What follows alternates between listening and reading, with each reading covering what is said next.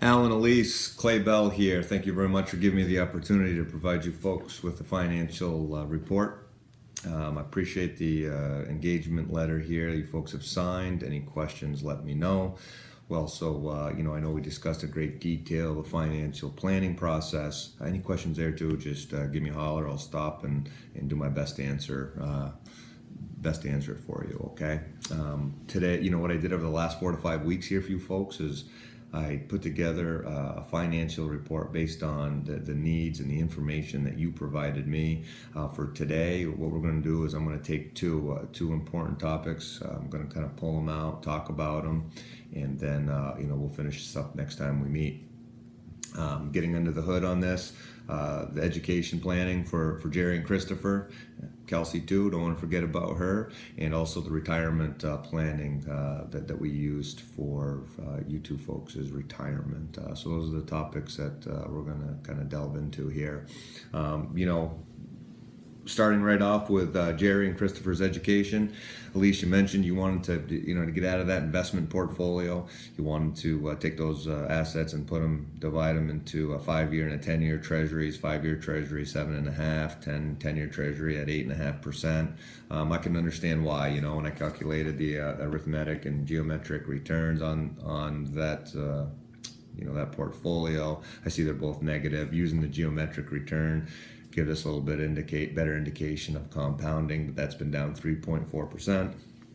So I understand your concern. Looking at your risk tolerance, the boys' time frame.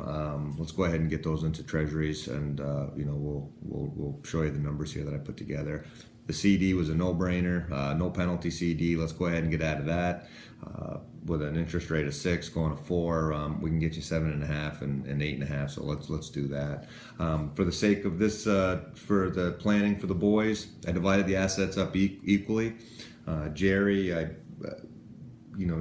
assets I put into the 5-year treasury because he's going to be going to school here in 2 years. Christopher's assets I went ahead and put into the 10-year treasury. And again, I would split these assets up into 2 separate accounts. I would open up a UGMA account for both of the boys. Reason being is because there's some tax benefits. The first $1,050 would be tax free. The next $1,050 would be taxed at the child's rate, and then the remaining portion would be taxed at you folks' rate. I realize the treasuries have some state bennies, but you'll get some benefits on the federal level there as well. With the dynamics that are involved with, Alan, Christopher, and Jerry, let's go ahead and put Sarah as a successor trustee, a successor custodian on these UGMA accounts. That makes a lot of sense. No concern over, the gifting. We can forward these amounts up to $140,000, so we should be okay here for both of them, for both Jerry and Christopher. So, the parameters here: 5 years, $25,000 in today's dollars to fund the boys' education. And really all I had to do is take today $25,000, adjust it for inflation, and find out the future value of of the tuition for the boys. And starting with Jerry, we're going to require $136,571 in assets. He has $116,373 with a shortfall of $20,000. So we're going to need to fund monthly contributions of $782 for the next 2 years at a rate of 7.5%, factoring in 6% inflation for Jerry to meet his his educational goals. Sliding down to Christopher, same assets, $116,373. He's 6 years down the road. The required assets are going to be $169,357, shortfall of $52,982. This is going to require a monthly contribution of $566 at 8.5% with inflation at 6% to meet his goals, his funding goals. So those are the assets, the contributions that we're going to need for both the boys. Both portfolios have bond immunization. Essentially, no need to worry about reinvestment risk or interest rate risk. We're in U.S. Treasuries. Looking at the durations and the bonds itself, we should be okay there. Don't want to forget Kelsey. You know, she's young. We want to take advantage of that power of compounding. Just to kind of give us a ballpark here, assuming that tuition is $25,000 for her, I calculated 4 years in 16 years. I mean, we're going to need to start saving $511 a month here. So, as you can see, there's a shortfall there with Kelsey. We want to make sure we take her into account. We also want to make sure you folks take advantage of compounding. So I think a 529 plan, something that we'll talk about with her down the road, but just wanted to put that bug in you guys' ear here for that in the future. Moving right along here to your retirement plans, your retirement planning piece. Essentially what we used here is, you know, we took a look at, okay, we're going to need 80% of today's salary, which comes out to $99,200 of your income. And we also, just like with education, we have to adjust that for inflation. So using 3.5%, you're going to need $166,000, $166,194 to be exact.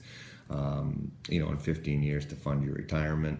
We excluded Social Security per your request for this calculation. So, you know, a method that we used is the annuity approach, the capital that we're going to need for the annuity approach. Annuity approach, real simple. What you do is you take $2,360,000 rounding. At retirement, you spend that down to zero over the next 30 years. So that's the calculations that we used.